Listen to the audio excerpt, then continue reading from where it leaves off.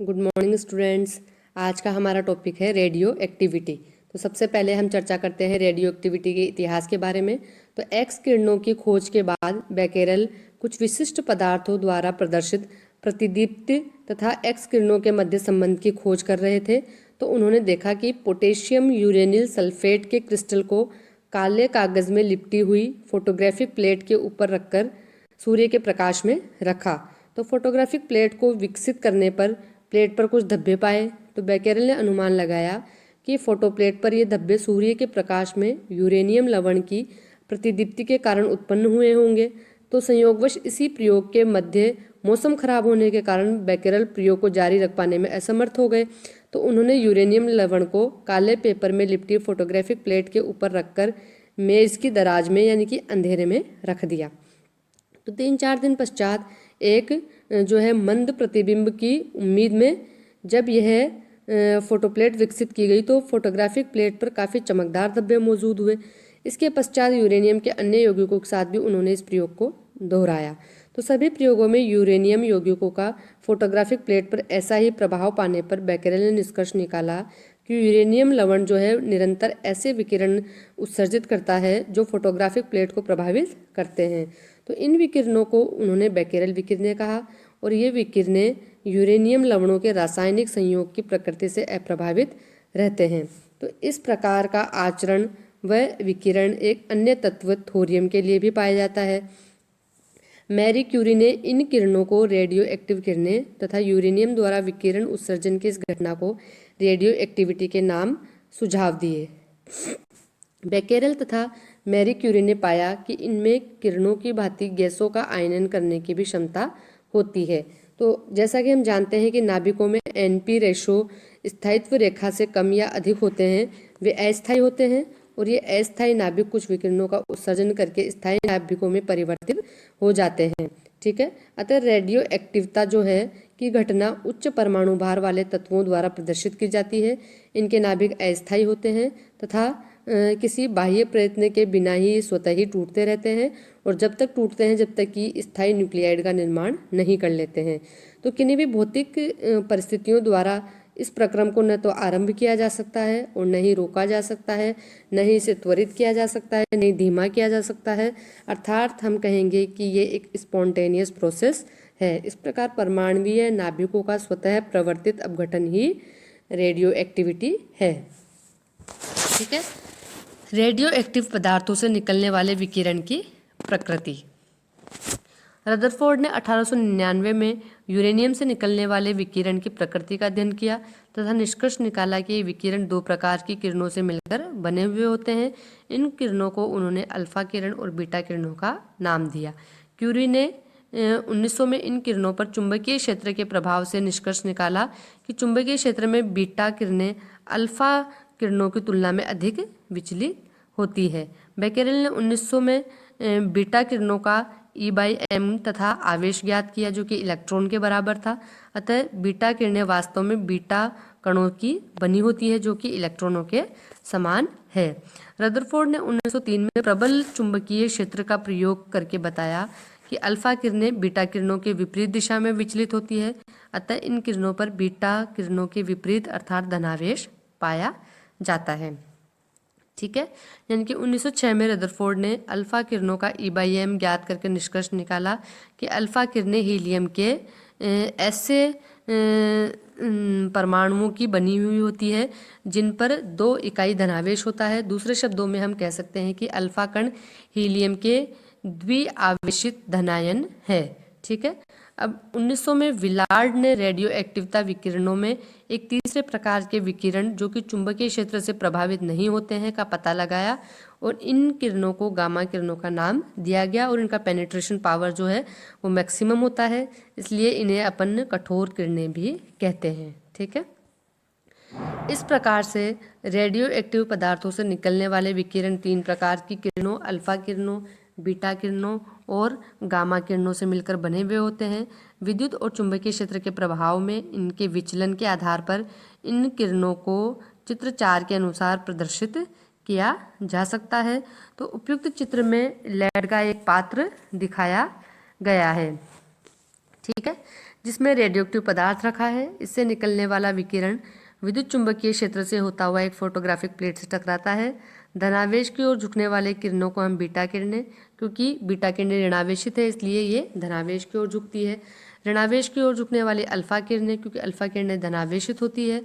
तथा विद्युत क्षेत्र से अप्रभावित रहने वाली किरणें गामा किरणें कहलाती है। अब हम जो है अल्फा, बीटा और गामा किरणों के गुणधर्मों का तुलनात्मक अध्ययन करते हैं। ठीक है, तो यहाँ पर सबसे पहले हम बात करते हैं नेचर की। तो अल्फा किरणें जो है वो हीलियम के द्विधनावेशित आयन होते हैं।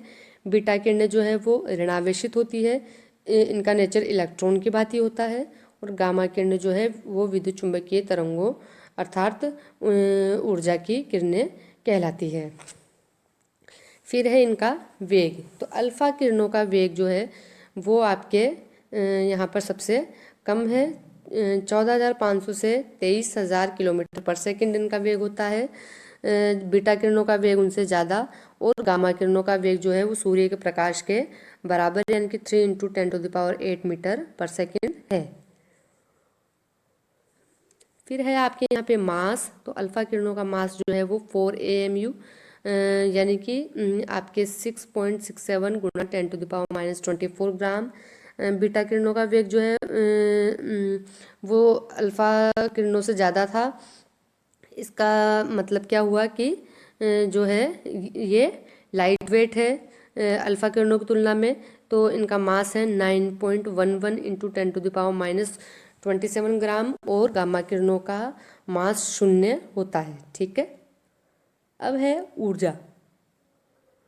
तो अधिक द्रव्यमान के कारण जो है उच्च गतिज ऊर्जा होती है, यानी कि 4 से 10 मेगा इलेक्ट्रॉन वोल्ट इनकी गतिज ऊर्जा होती है। और जो है आपकी बीटा किरणों का कम द्रव्यमान के कारण निम्न गतिज ऊर्जा होती है। और गामा किरणें जो है वो ऊर्जा विकिरण होते हैं। फिर है आपके विद्युत क्षेत्र में प्रभाव। तो अल्फा किरणें ऋणावेश की ओर, बीटा किरणें धनावेश की ओर अग्रसर होती है और गामा किरणें अप्रभावित रहती है। फिर है आपके इनकी आपेक्षिक भेदन क्षमता। तो अल्फा किरणों की भेदन क्षमता 1, बीटा किरणों की आपके 100 एंड जो आपके गामा किरणें हैं उनकी 10,000 पेनिट्रेशन पावर है, यानी कि 0.15 मीटर स्टील चादर से भी पार ये गामा किरणें हो जाती हैं। फिर है आपके इनके आपेक्षिक आयनीकरण की शक्ति। तो यहाँ पर आयनीकरण की शक्ति जो है वो सबसे ज़्यादा अल्फा किरणों की है, फिर बीटा किरणों की और सबसे कम गामा किरणों की। फिर नेक्स्ट ने जिंक सल्फाइड प्लेट और फोटोग्राफिक प्लेट पर प्रभाव। तो अल्फा किरणें जो है वो जिंक सल्फाइड प्लेट और फोटोग्राफिक प्लेट पर अत्यधिक प्रभाव छोड़ती है, उससे कम बीटा किरणें और सबसे कम गामा किरणों का प्रभाव पड़ता है। अब है अपने रेडियो एक्टिव विघटन की दर। तो किसी भी रेडियो एक्टिव तत्व की भिन्न भिन्न मात्रा में नमूनों का अध्ययन करने पर यह पता चलता है कि उस रेडियो एक्टिव पदार्थ के विघटन की दर उस समय उपस्थित उसके परमाणुओं की संख्या पर निर्भर करती है। जैसे जैसे विघटन की प्रक्रिया आगे बढ़ती है वैसे वैसे पैतृक परमाणुओं की संख्या में कमी आती चली जाती है और इसी के साथ साथ उसके विघटन की दर में भी कमी आती चली जाती है। फॉर एग्जाम्पल ए परमाणु रेडियो एक्टिव क्षय के बाद में बी प्रोडक्ट में बदल जाता है। तो यदि आरंभ में ए के N0 परमाणु उपस्थित हो तथा किसी समय टी पर इनकी संख्या Nt हो तो ए से बी में परिवर्तन की दर, जिसे हम जो है विघटन की दर या क्षय दर कहते हैं, रेट ऑफ डिसइंटीग्रेशन कहते हैं, इन उपस्थित परमाणुओं की संख्या यानी कि Nt के समानुपाती होगा, यानी कि -dNt/dt is directly proportional to Nt, यानी कि टी समय पर उपस्थित परमाणुओं की संख्या, या हम बोलेंगे -dNt/dt बराबर लैम्डा Nt, जहाँ पर लैम्डा जो है वो समानुपाती स्थिरांक है, जिसे हम अभिक्रिया का वेग नियतांक भी कहते हैं। और रेडियोएक्टिव तत्वों के लिए लैम्डा जो है वो डिसइंटीग्रेशन कांस्टेंट या डीके कांस्टेंट भी कहलाता है। तो उपयुक्त समीकरण को हम वापस रीअरेंज करेंगे तो -λ/dt बराबर क्या हो जाएगा, dNt/Nt। ठीक है, यानी कि लैम्डा बराबर क्या हो गया, -dNt/Nt/dt, यानी कि लैम्डा बराबर हो गया कुल उपस्थित परमाणुओं का विघटित भाग अपॉन समय, ठीक है। यानी कि लैम्डा बराबर माइनस DNT अपॉन NT, यदि हम DT बराबर 1 सेकंड माने।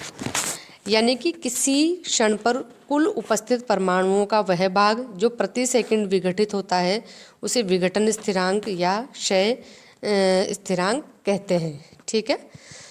अब इम्पोर्टेंट बात क्या है कि सभी परमाणु एक से होते हैं, कुल उपस्थित परमाणुओं के एक भाग का ही विघटन होता है तथा यह कहना अति कठिन है कि किसी क्षण कौन सा परमाणु विघटित होगा, ठीक है। अब हम इस समीकरण का समाकलन करेंगे, यानी कि जो है इंटीग्रल DNT अपॉन NT बराबर माइनस इंटीग्रेशन लैम्डा DT। तो क्या प्राप्त होगा, ln NT बराबर minus lambda T plus C, जहाँ C जो है वो एक इंटीग्रेशन कांस्टेंट है।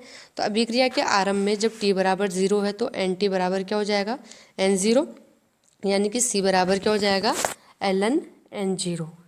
तो समीकरण 3 में जब हम C का मान रखेंगे तो क्या आएगा, ln NT बराबर minus lambda T plus ln N0, यानी कि ln N0 अपॉन NT बराबर क्या हो गया, लैम्डा T, यानी कि लैम्डा बराबर क्या हो जाएगा, 1/T ln N0 upon NT, यानी कि लैम्डा बराबर 2.303 upon T log 10 N0 upon NT। तो समीकरण 6 से यदि लैम्डा ज्ञात हो तो किसी भी समय के पश्चात विघटित होने वाले परमाणुओं की संख्या हम ज्ञात कर सकते हैं। समीकरण 6 के अनुसार लैम्डा की जो यूनिट है वो क्या होगी, टाइम इनवर्स होगी। और इन अभिक्रियाओं में चूंकि समय की इकाई जो है वो आवश्यकता अनुसार सेकंड से वर्ष तक कुछ भी हो सकती है, ठीक है। तो समीकरण 4 को हम कैसे लिख सकते हैं, NT अपॉन N0 बराबर e⁻ लैम्डा T, ठीक है। यानी कि NT बराबर N0 e⁻ लैम्डा T। अब है आपके हाफ लाइफ। तो किसी भी अस्थायी रेडियोएक्टिव पदार्थ के सभी परमाणु एक साथ तथा क्षणिक रूप से अपघटित नहीं होते हैं, अर्थात रेडियो एक्टिव विघटन की जो क्रियाएं हैं वो बिल्कुल पूर्ण कभी भी नहीं होती है, या हम बोलेंगे कि अनिश्चित काल तक चलती रहती है। अर्थात रेडियो एक्टिव तत्व की आयु जो है वो इनफाइनाइट होती है, ठीक है। यानी कि ये पाया गया है कि किसी विशेष समयावधि में उस रेडियोएक्टिव पदार्थ के आधे परमाणु अपघटित हो जाते हैं, तो यह समयावधि जो है वो उसकी अर्ध आयु कहलाती है, और ये अलग अलग तत्वों के लिए अलग अलग होती है, ठीक है, जिसे हम T½ द्वारा प्रदर्शित करते हैं। तो न्यूक्लियाइडों की संख्या पर ये हाफ लाइफ निर्भर नहीं करती है, लेकिन परमाणु के वातावरण में बदलाव से प्रभावित होती है। माना कि किसी भी पदार्थ की अर्ध आयु का मान T½ है, अर्थात हम कह सकते हैं कि प्रारंभ में जब T बराबर 0 तो उसके परमाणुओं की संख्या क्या थी, N0, ठीक है। लेकिन जब T बराबर T½ हो गया तो NT बराबर क्या हो जाना चाहिए, N0/2, यानी कि N0 अपॉन NT बराबर 2, ठीक है।